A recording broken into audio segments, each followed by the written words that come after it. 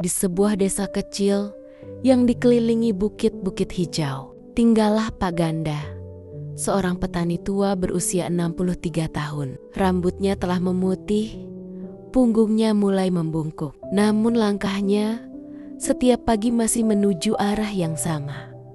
Sawah warisan keluarga. Sawah itu tidaklah luas, hanya sekitar 1/4 hektar. Namun bagi Pak Ganda, di sanalah kehidupannya bertumpu. Di sanalah harapannya tumbuh. Sawah Pak Ganda seperti sawah-sawah tua lainnya, tidak rata. Beberapa bagian lebih rendah hingga membentuk genangan kecil. Pematangnya retak-retak, rumput liar tumbuh di tepiannya, dan air irigasi yang mengalir sudah tidak sederas dulu. Ketika angin berembus, batang padi yang belum sempurna menguning bergoyang pelan seperti sedang berbisik, seolah memahami beban hidup sang pemilik. Setiap ayunan cangkul terasa lebih berat dibanding tahun lalu. Kadang lutut Pak Ganda bergetar, tapi ia selalu menyeka keringatnya dan tersenyum kecil.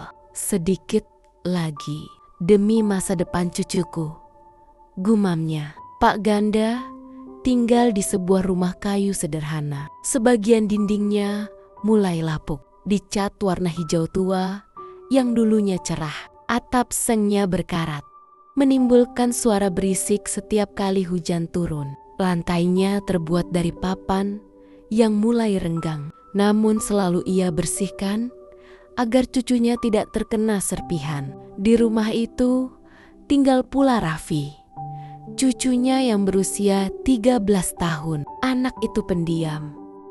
Matanya menyimpan luka yang terlalu besar untuk anak seusianya. Orang tuanya bercerai ketika ia masih kecil, dan kini keduanya tidak lagi memberi kabar. Pak Ganda selalu memperhatikan cucunya dengan penuh kasih. Setiap malam, saat Raffi tertidur, ia mendekat ke sisi ranjang dan membenarkan selimut cucu kecilnya. "Kamu tidak sendiri, Nak," bisiknya. "Selama kakek masih hidup, kamu punya rumah." Istri Pak Ganda, almarhumah Bu Lastri, sudah lama meninggal. Ia dulu juga seorang petani, rajin dan penuh tawa. Sekarang, setiap Pak Ganda berjalan melewati pematang yang dulu sering mereka lewati bersama, ia merasakan sepi yang menusuk. Ia merindukan suara tawa istrinya, merindukan caranya membetulkan caping suaminya yang miring, merindukan aroma sayur lodeh buatan tangannya. Tapi hidup harus terus berjalan, terutama karena kini ia tak lagi hidup untuk dirinya sendiri, melainkan untuk cucunya. Suatu sore, ketika matahari hampir tenggelam dan langit berubah jingga, Raffi duduk di pematang sambil memandang kakeknya bekerja. "Ke," panggilnya pelan. "Iya, Nak, kenapa kakek masih kerja sekeras itu? Kakek kan sudah tua." Pak Ganda menancapkan cangkul, menatap cucunya dengan mata yang lembut namun tegas. "Kakek kerja bukan untuk sawah ini, Nak, tapi untuk kamu." Raffi terdiam. "Kakek ingin kamu sekolah yang tinggi. Kakek ingin kamu jadi anak yang bijaksana, tidak mudah menyerah, dan kelak hidupmu makmur. Tidak seperti kakek yang cuma hidup dari tanah lumpur." Raffi menggigit bibirnya, menahan tangis. "Kakek tidak minta kamu membalas apapun. Cukup bahagia. Itu saja cukup." Angin sore mengantar, doa yang keluar dari dada seorang kakek yang sudah lelah namun tidak pernah berhenti berharap. Setiap hari ketika padi mulai tumbuh, Pak Ganda selalu menyentuh ujung batangnya sambil berbisik, "Ya Allah, kuatkan tubuhku supaya aku bisa menemani cucuku sampai ia tumbuh jadi lelaki baik." Dan ketika malam tiba, ia menengadah ke langit, "Ya Allah, tolong jagai cucuku, jadikan ia orang yang berhati terang. Jangan ulangi luka yang pernah ada di keluarganya." Doa itu lembut rapuh namun kokoh seperti akar padi yang mencengkeram tanah.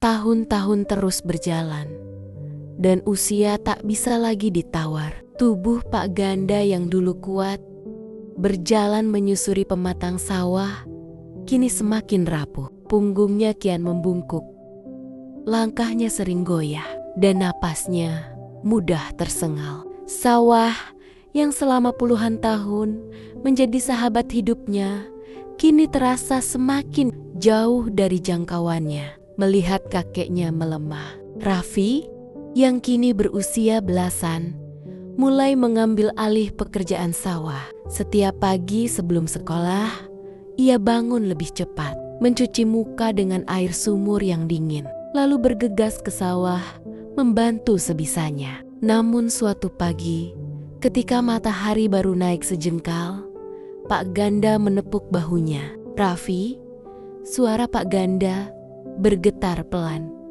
"Jangan kerja sawah lagi. Sekolah saja.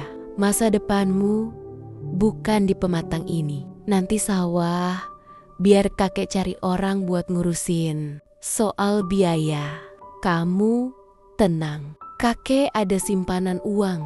Raffi terdiam. Ia memandang wajah tua itu, keriput, letih, tetapi penuh cinta. "Kek," tapi Raffi gak tega. "Kakek sendirian." Pak Ganda tersenyum tipis. "Kamu cukup jadi anak pintar. Itu sudah bahagiakan kakek." Kalimat itu menancap di hati Raffi. Sejak hari itu, ia berhenti ke sawah.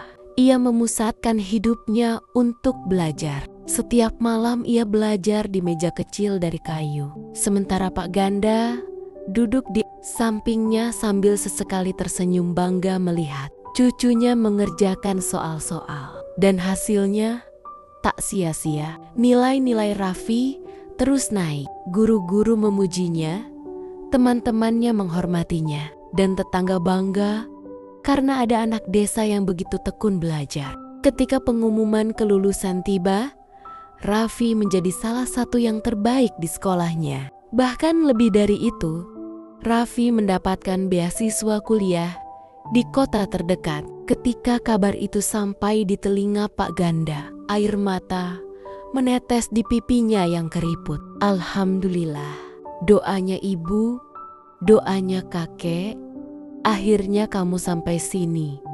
Nak, walau diterima kuliah, Raffi tetap memilih tinggal di rumah kayu kecil itu. Ia berangkat dari desa ke kampus, menggunakan motor bekas pemberian teman kakeknya. Setiap hari ia pulang pergi hanya agar bisa menemani Pak Ganda yang kini semakin tua dan sering sakit-sakitan. Setiap malam setelah belajar, ia menyiapkan obat dan mengurut kakek-kakeknya sambil bercerita tentang kampus, dosen, dan mimpinya. Pak Ganda mendengarkan sambil tersenyum, seolah semua lelah hidupnya hilang hanya dengan suara cucunya. Di hati kecil Raffi, ia bertekad, "Aku harus sukses, bukan untuk diriku, tapi untuk kakek, untuk semua pengorbanannya yang gak mungkin bisa kubalas." Setelah lulus dan menyelesaikan kuliahnya dengan penuh perjuangan, Raffi akhirnya diterima bekerja di sebuah kantor cabang perbankan di kotanya. Hari pertama ia mengenakan kemeja rapi, membawa senyum bangga, dan di dalam kantongnya terselip doa sederhana. Semoga kakek melihat ini. Ia bekerja dengan tekun, datang lebih pagi dari rekan-rekannya, pulang lebih malam, dan selalu mampir dulu ke rumah kayu itu sebelum benar-benar beristirahat. Namun, takdir tidak pernah bisa ditebak. 3 bulan bekerja, suatu sore ketika Raffi baru saja menutup buku laporan, telepon dari tetangganya berdering. Suara panik di seberang sana membuat lututnya melemah. "Raff, kakekmu, cepat pulang." Raffi berlari sekuat tenaga, lebih cepat dari angin sore yang menyapu sawah. Ketika sampai di rumah kayu itu, orang-orang kampung sudah berkumpul. Dan di tengah ruangan, kakek Ganda berbaring dengan wajah tenang, seperti sedang tidur panjang setelah memikul beban hidup selama puluhan tahun. Raffi jatuh berlutut. Air matanya pecah begitu saja. Ia menggenggam tangan tua itu. Tangan yang dulu menggenggam tangannya saat belajar berjalan. Tangan yang mengajarinya menanam padi. Tangan yang selalu menepuk bahunya dengan penuh cinta. Kek, ini Raffi. Raffi pulang. Tidak ada jawaban. Hanya senyum lembut yang tak pernah lagi akan kembali. Malam itu, desa sunyi, hanya suara serangga dan tangis Raffi yang memecah keheningan. Ia merasa hancur. Dunianya seperti kehilangan tiang penyangga. Namun di balik luka itu, Raffi tahu kakeknya pergi dengan hati tenang, melihat cucunya tumbuh, sekolah, kuliah, dan akhirnya bekerja dengan terhormat. Di depan pusara sederhana yang menghadap ke sawah, Raffi berdiri sendirian. Angin mengibaskan rambut keriting pendeknya. Ia menunduk dan berbisik lirih.